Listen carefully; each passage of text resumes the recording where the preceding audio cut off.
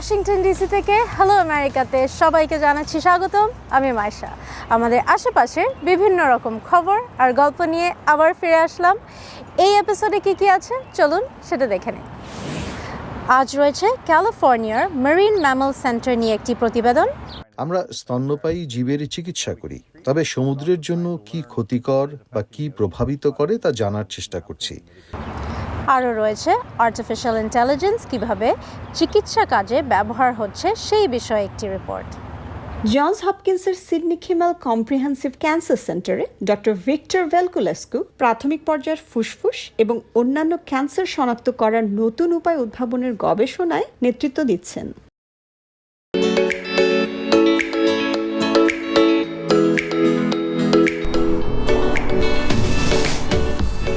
ক্যালিফোর্নিয়ার সামুদ্রিক ম্যামলদের দেখা ট্যুরিস্টদের জন্য দারুণ আকর্ষণীয়, তবে মানুষের জন্য সমুদ্রে যে পলিউশন বাড়ছে তা বিরূপ প্রভাব ফেলছে এসব সামুদ্রিক প্রাণীর উপরে।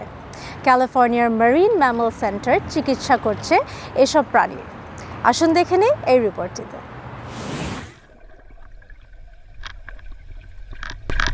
এরা দারুণ, এরা সত্যি বন্ধুবৎসল এবং আমি খুশি যে ওদের একটি বিশ্রামের জায়গা হয়েছে।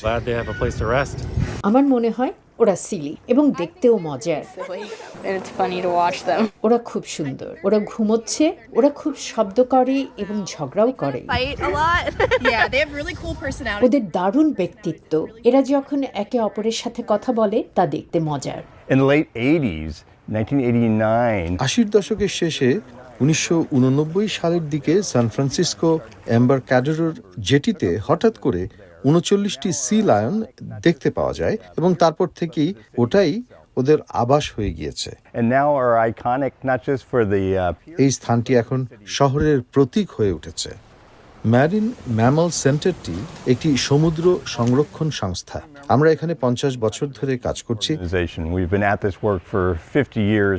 আমরা স্তন্যপায়ী জীবের চিকিৎসা করি, তবে সমুদ্রের জন্য কি ক্ষতিকর বা কি প্রভাবিত করে তা জানার চেষ্টা করছি।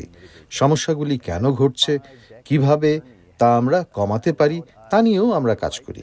5 দশকে আমরা যতগুলো আক্রান্ত সামুদ্রিক প্রাণী পেয়েছি তাদেরকে সঠিক চিকিৎসা দিয়েছি। ডক্টর বায়ুম আরও বলেন, বিশাল সমুদ্রে এ বিষয়টি অত্যন্ত নগণ্য, তবে এ থেকে আমরা জানতে পারছি সমুদ্রগর্ভে কি ঘটছে এবং আমরা সমুদ্রের পরিবর্তন পর্যবেক্ষণের বিষয়েও অগ্রগামী ভূমিকা রাখছি। আমরা সমুদ্রের তাপমাত্রার পরিবর্তন হতে দেখছি, পানিতে অপ্রয়োজনীয় খাবার, জিনিসপত্র ইত্যাদিও দেখছি। সান ফ্রান্সিসকোর বে এরিয়াতে বটল নোজ ডলফিনের মতো সামুদ্রিক স্তন্যপায়ী প্রাণী দেখতে পাচ্ছি। আমরা কিন্তু এগুলো দেখতে অভ্যস্ত ছিলাম না। The right stakeholders to solve those problems. এসব কিছু থেকে আমরা যতটা সম্ভব তথ্য সংগ্রহ করে সমস্যাগুলি কোথায় তা বুঝতে অনুপ্রাণিত হই এবং সমস্যাগুলি সমাধানে এর সঙ্গে জড়িতদের একত্রিত করতে পারি। The Marine Mammal Center doesn't just work with seals and sea lions. We also marine mammal centre cable seal এবং সি লায়ন নিয়ে কাজ করে না, আমরা অন্যান্য সামুদ্রিক প্রাণী নিয়েও কাজ করি, যেমন সি অটার্স, তিমি এবং ডলফিন। উদাহরণস্বরূপ, আমাদের একটি টিম আছে যারা যদি কোনো তিমি বেতে আটকা পড়ে তাকে সমুদ্রে ছেড়ে দেওয়ার কাজে তারা সাহায্য করে। The Marine Mammal Center is a teaching hospital. Doctor Baum বলেন, মেরিন ম্যামল সেন্টারটি এমন একটি হাসপাতাল যেখানে প্রশিক্ষণও দেয়া হয়। এটা যে কোনো বড় শহরের মানুষের হাসপাতালের মতো। Scholars from around the world every year. প্রতি বছর সারা বিশ্ব থেকে আমাদের এখানে বিশেষজ্ঞরা আসেন কাজ করার জন্য, কারণ এটা হচ্ছে পৃথিবীর সবচাইতে বৃহৎ স্তন্যপায়ী প্রাণীদের জন্য হাসপাতাল। We've had in the last decade an incidence of a massive stranding of young sea lions that আমাদের কাজ বেড়েছে। আমরা শুনেছি গত দশকে অনেকগুলো কম বয়সী সি লায়ন কম পানিতে আটকা পড়েছে, আর এর একটা কারণ ছিল যে তারা মায়েদের কাছ থেকে পর্যাপ্ত খাবার পাচ্ছিল না। পশ্চিম উপকূলের ক্যালিফোর্নিয়া সি লায়নের মাঝে ক্যান্সারের হার বিস্ময়কর রকম বেশি। প্রতি 4টি প্রাপ্তবয়স্ক সি লায়নের মধ্যে একটির ক্যান্সার ধরা পড়ে, অর্থাৎ আমরা 25% মাঝে ক্যান্সার খুঁজে পাচ্ছি। এটা বিস্মিত হবার মতোই পরিসংখ্যান।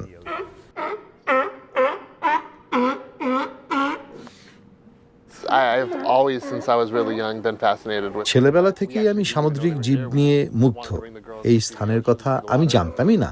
আমরা সমুদ্র দেখতে এসে মুগ্ধ হয়েছি।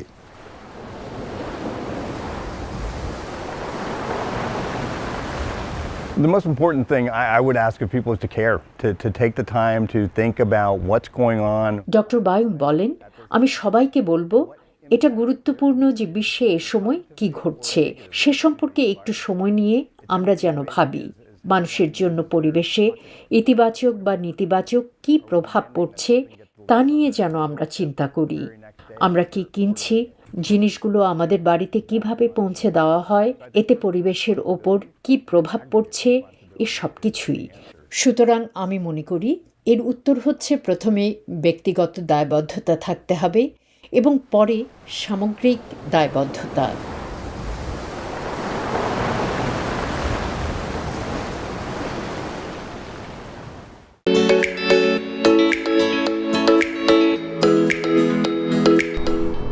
আমেরিকার ম্যারিল্যান্ড ইউনিভার্সিটির গবেষকরা গুরুতর অসুখ ডায়াগনোসিস এবং ট্রিটমেন্টের জন্য আর্টিফিশিয়াল ইন্টেলিজেন্স ব্যবহার করছে।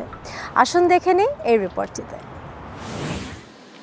জনস হপকিন্স ইউনিভার্সিটির বায়োমেডিক্যাল ইঞ্জিনিয়ারিং গবেষকরা হার্টের রোগীর যত্নকে আরও উন্নত করতে কাজ করছেন। তারা এখন রোগীর হার্টের একটি কাস্টমাইজড ডিজিটাল মডেল বা একটি ডিজিটাল যমজ হার্ট তৈরি করতে পারছেন, যেখানে কৃত্রিম বুদ্ধিমত্তা ব্যবহার করে কারা সবচেয়ে বেশি ঝুঁকিতে রয়েছে সে সম্পর্কে আরো ভালোভাবে ভবিষ্যৎবাণী করতে পারছেন। We do contrast enhanced MRI of the heart. আমরা হার্টের যে এমআরআই করি তাতে কন্ট্রাস্ট অনেক বেশি থাকে। এরপর সেই এমআরআই এর রেজাল্টকে রোগীর সমস্ত ক্লিনিক্যাল তথ্যের সাথে কম্বাইন করি। এভাবে বিশ্লেষণের মাধ্যমে আমরা 10 বছরেরও বেশি আগে বলতে পারি রোগীর হঠাৎ কার্ডিয়াক মৃত্যুর ঝুঁকি কতখানি। Having sudden cardiac death. অধ্যাপক নাটালিয়া ট্রায়ানোভা জানান, ইদানিং হার্টের যে আংশিক ইমেজ ব্যবহৃত হয় তার চেয়ে রোগীর শরীরে ডিফিব্রিলেটর লাগিয়ে হার্টের যে পূর্ণাঙ্গ ইমেজ তৈরি করা হচ্ছে তার মাধ্যমে আরো সঠিক ভবিষ্যৎবাণী করা সম্ভব হচ্ছে। We provide these deep learning algorithms that are আমরা একাধিক মাধ্যমে এই ডিপ লার্নিং অ্যালগরিদমগুলিকে দেই, যার মাধ্যমে রোগীর অবস্থা অনেক ভালোভাবে বোঝা যায়।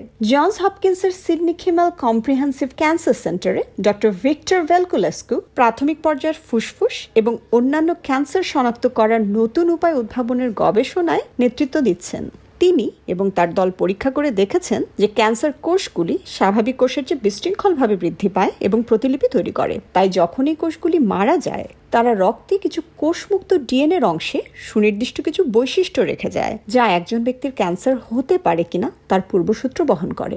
দলটি ডেলফি নামক একটি প্রযুক্তি তৈরি করেছে যা কোষমুক্ত ডিএনএর টুকরো বিশ্লেষণ করতে মেশিন লার্নিং অ্যালগরিদম ব্যবহার করে। We look in the blood, we identify molecules of DNA called cell-free DNA. আমরা রক্ত পরীক্ষা করি, কোষমুক্ত ডিএনএ নামক ডিএনএর অণুগুলি শনাক্ত করি এবং আমরা এই কোষমুক্ত ডিএনএর প্যাটার্নগুলিকে যাদের ক্যান্সার নেই তাদের প্যাটার্নের সাথে মিলিয়ে যাদের ক্যান্সার আছে তাদের চিহ্নিত করি। ভেলকুলেস্কু বলেন, উন্নত রক্ত পরীক্ষার মাধ্যমে বিশ্বব্যাপী আরো ভালোভাবে ক্যান্সার স্ক্রিনিং নিশ্চিত করা সম্ভব।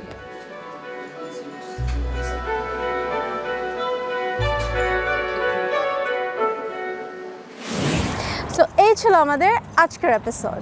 শো কেমন লাগছে আমাদেরকে জানাতে ভুলবেন না ভয়েস অফ আমেরিকা বাংলার ইউটিউব চ্যানেলে গিয়ে কমেন্ট সেকশনে।